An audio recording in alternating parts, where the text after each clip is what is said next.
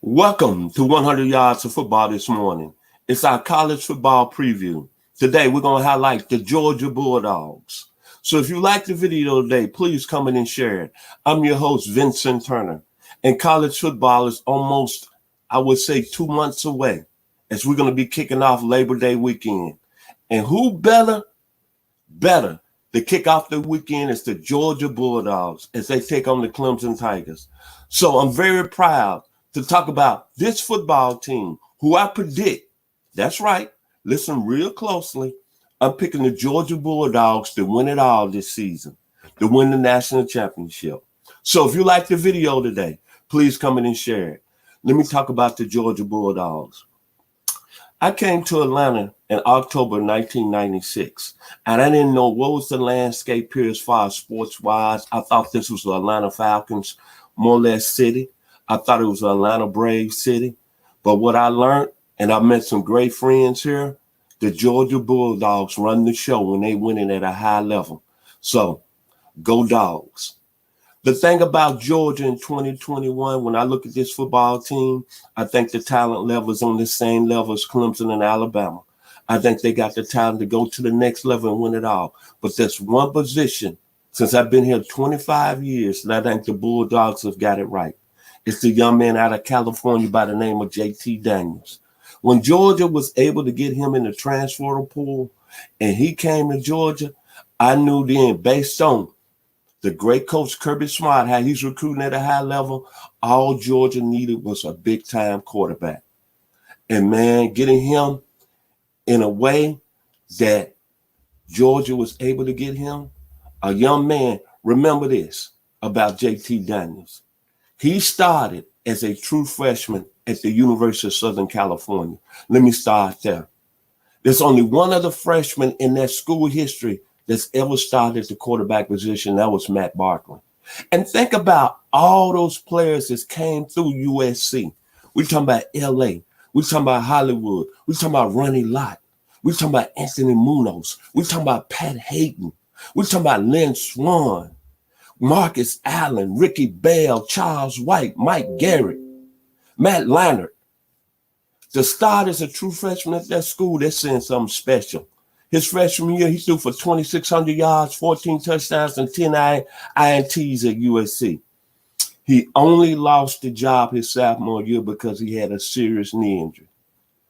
And when you look at him and you look at his work and what he did before he got to Georgia, this is a very, very special football player. Then he went to modern day high school out there in LA. My man Matt Leinart went there. So he's coming from good stock and well coached. But when I look at JT Daniels, I put him in the mindset of four guys that won the national championship when I was in college at the University of Arkansas from 1978 to 1981. In 78, Jeff Rutledge won it as the starting quarterback at Alabama. Then Paul McDonald won it at USC that year because it was a split national championship in 78. Then in 79, Stepman Shealy led Alabama to the back-to-back national championships. He was the starting quarterback. Then Buck Bellew was the starting quarterback on the 80 Georgia squad. And then finally, Homer Jordan was the quarterback for Clemson. All those guys had one thing that I see in JT Daniels. But JT Daniels' talent skill set is more at a high level, which I'm going to say NFL. And what those guys had, they were good players, but they were guys that were smart, they was adaptable, they was disciplined. But most of all, Jeff Rutledge, Stepman Shealy, Buck Bellew, and Homer Jordan, they were unselfish. And the teams that they quarterback would have run through the wall for them. And that's why they ended up winning the national championship. When you look at JT Daniels, I think he has the same leadership skills. When he came in at midseason and threw for 401 yards against Mississippi State, 4 touchdowns that evening, I wish everybody would go back and look at that game and see how that Georgia football team rallied and they believed. And I said, you know what? Next year, coming into 2021, with him under the helm, Georgia going to be a special football team. Think about what he did in 4 games, 10 touchdowns, 2 INTs, averaged almost 307 yards passing. But he's got that it factor. And that factor is smart, adaptable, disciplined, and unselfish. And that's what's going to make Georgia special. So the quarterback position is going to be the position that's going to take Georgia over the top. Let's talk about the running backs. Zamir White, special. James Cook, special. Kenny McIntosh, if he's healthy, come back from their injury, special. Kendall Milton, who I think is going to be the breakout player at the running back position, next level. Then I'm going to go to the wide receiver position. I know they lost George Pickens. He's a big-time stud, big-time player, probably top 20 pick in the next year's NFL draft. But that's all right, because you know why? Georgia has depth at the wide receiver position this year. I like Jermaine Burton. He showed me some last year. Karis Jackson is ready to take it to the next level. And my man, Mr. Adrian Smith, out of Florida, 1964, Bob Hayes, Olympic speed, is ready to take the tops off. And then finally, Adonai Mitchell showed y'all in the spring that he's special. Then look at the offensive line. Broderick Jones, I know him personally due to the tri-coach over there in Lithonia. Athletic. Jamari Salyer might be the best offensive lineman in the country. Justin Shaffer played a lot of football experience. And Matt Luke, he's trying to get another head coaching job. Might be the best offensive line coach in the country. But what's going to really make this Georgia team special on the offensive side of the ball? I like the tight ends, brother. Donnell Washington, 6'7", 260.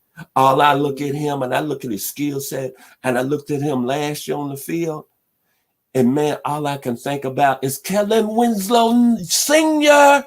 when he was at Missouri in 1980, playing with Phil Bradley. Donnell Washington is becoming a Kellen Winslow Sr. Then finally, let me switch to the defensive side of the ball. This is Georgia, where I know Kirby Smart has done an outstanding job. The D-line is elite. Jordan Davis, elite. Devontae Wyatt, NFL. Jalen Carter, elite. Trayvon Walker, the next big thing. And when you talk about elite defensive lines, all I have to mention is the Miami National Championship team of 2001. William Joseph, Andre Williams, Jerome McDougal, and they had a freshman coming off the bench by the name of Vince Wilfork. We know how he did in the NFL with the New England Patriots. Then I'm going to switch to the linebacker position. Even though they lost Monty Rice, they lost the young man that went to the New York Giants, Mr. Al Larry. Excuse me, I'm butchering his name this morning, but I'm sorry to the Dog Nation. But I like the linebacking core. Adam Anderson, the next sack master. Boy. Nolan Smith is ready to go to that next level. He's going to bring that 5-star potential out because it's his show. But the young man that's going to make the show happen at the linebacker position, and I told people, some of my friends over in Dog Nation, that when it's all said and done, he's going to be one of the best that ever played the linebacker position at the University of Georgia. That's Nakobe Dean from Horn Lake, Mississippi, 21 miles from my hometown, the 901, Memphis, Tennessee. And boy, he's going to be a player. I don't care about if they don't have him on first team all SEC. When it's all said and done, it's all right. He's going to make a name for himself because he's going to be, in my opinion, one of the top 3 linebackers in college football. And he's from the great state of Mississippi. And as I always told you, it's some in the water in the state of Mississippi. Can I say Walter Payton, Jackson State? Can I say Jerry Rice, Mississippi Valley? Can I say Brett Favre, Southern Mississippi?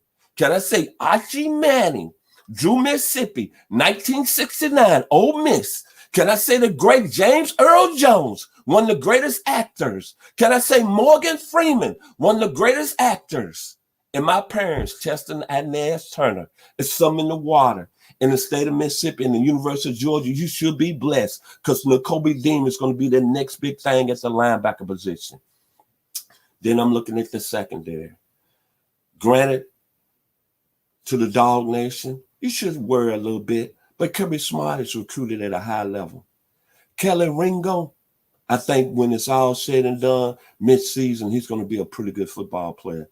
Jalen Keeble is going to be a pretty good football player. Nayland Green is going to be a pretty good football player. It's going to take time for them to get adjusted. And they're going to get it thrown in the fire against Clemson in the opening game. But I think they're going to hold up. Because you know what? Help is on the way. All ACC first team. Deron Kendrick is on his way. So I think the Bulldogs on the outside playing the cornerback position, they're going to be all right. The safeties, Lewis Klein is going to be the next big thing. Christopher Smith is going to be pretty good. And Tariq Smith, coming from West Virginia, he's that player. And finally, Georgia has one of the best kicking games in the country.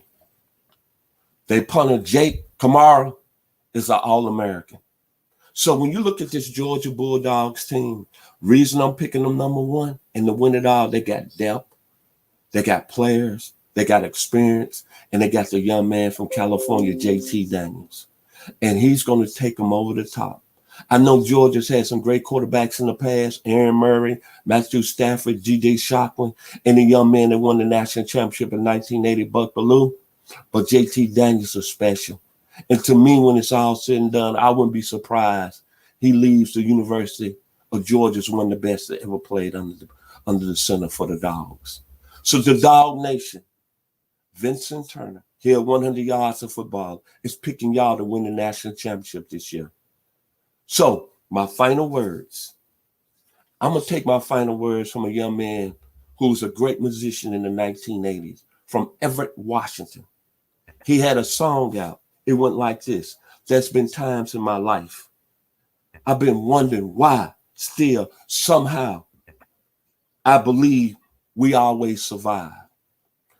And that man's name is Kenny Loggins. This is it.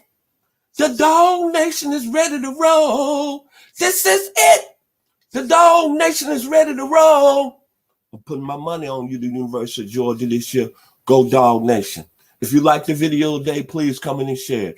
I'm Vincent Turner here at 100 Yards of Football. Have a great Memorial Day. And before I leave, one more thing. I want to say blessings to all the veterans out there. To my Uncle Robert Turner Sr. that served in the U.S. Army. To my Uncle Opie Turner that served in the U.S. Army. To my father, Chester Turner, that served in the Air Force. Thank you and God bless. Y'all have a wonderful week.